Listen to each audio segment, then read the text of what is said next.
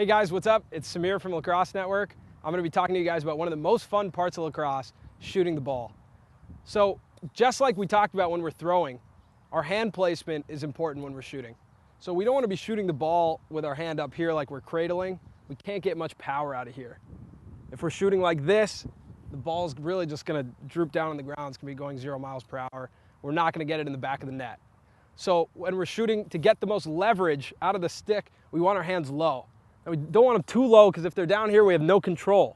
All right, so think about when you're passing, the same thing we told you guys about where to keep the top hand to make sure that the butt end is in the middle of your elbow.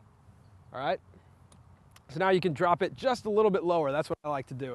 All right, but it's a lot about your preference. If you like to shoot with your hand a little bit higher, that's fine. I like to shoot with it a little bit lower. So if you guys watch college lacrosse, you guys watch MCLA, anything, you're going to see guys shooting from all different angles. Sidearm, underhand, behind the back, you're going to see all that. But I guarantee you that all those guys learned how to shoot by shooting overhand. It's the best way to learn the mechanics of shooting. All right, so the way that I learned how to shoot and the way that I like to teach shooting is with a 4-letter acronym, BEEF. What does BEEF stand for? All right, we'll start with B, balance. You want to make sure you're balanced. If you're shooting off balance, you can't get any power. If you're shooting off your back foot, okay, like this on one foot, you're not going to get any sort of power. So make sure you're totally balanced. That's how you generate the most power. Now, the next thing, E, eyes. Take a look at the goal when you're shooting. Okay, a lot of times I see players looking down, looking somewhere else when they're shooting.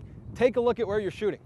You know, again, if I'm looking straight at the goalie, I'm going to shoot straight at the goalie. We're going to go over placement a little bit later, but just for now, when you're practicing shooting, make sure you're looking at the net when you're shooting. Now, the next thing is elbows. Something that I did when I first started playing is I used to have something called T-Rex arms. When you have T-Rex arms, your hands are in tight like this and you look like a T-Rex. You can't generate very much power out of here. If I'm shooting like this, I'm really not using my arms. I'm not using my body to its fullest potential to get power. So make sure your elbows are out and extended. Something that I hear a lot of pro players say is that you want to be kissing your shoulder. Okay, if you're kissing your shoulder, now you know your arms are extended. Okay, now the next thing is your footwork.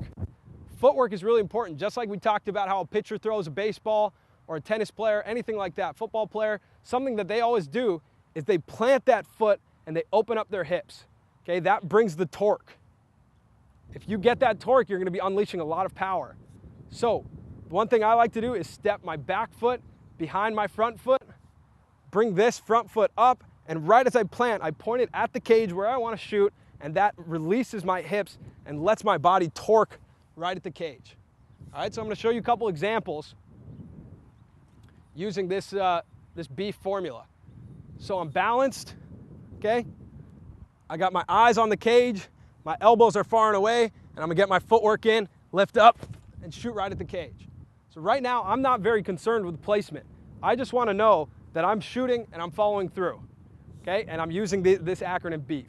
So I got my balance, my eyes are on the cage, my elbows are out, my footwork is in, and I'm shooting right at the cage.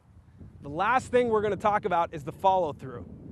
When you follow through, the important thing is to act as if you're going to elbow someone behind you with your bottom elbow. Okay, so what that looks like from this angle is that you're going to come through, and it's going to look like you're elbowing someone behind you. I'm going to show you guys from this angle as well.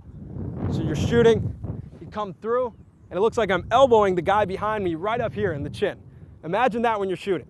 That's going to give you the best follow through. So we're going to finish out with these 3 balls with everything put together. So I'm balanced, my eyes are on the cage, I got my elbows out, got my footwork dialed, and I'm following through. Okay, one more with a better follow through. Okay, and that one's going to go straight into that corner. Go, last one. We're going to make sure we're doing everything we got. Balance, eyes, elbows, footwork, follow through.